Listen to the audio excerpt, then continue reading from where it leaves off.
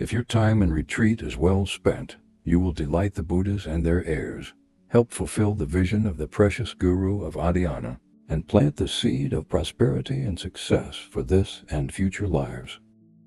This is especially true in this Dharma lineage of ours, in which the earlier and later omniscient ones, one, and the many vidyadharas who reached the bhumis directed their wisdom minds and made powerful and prophetic prayers of aspiration.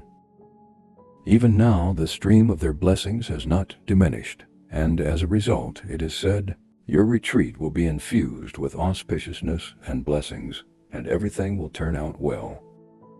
If by contrast you do not put your time to good use, then what is the point of being in the mountains with only wild birds for neighbors?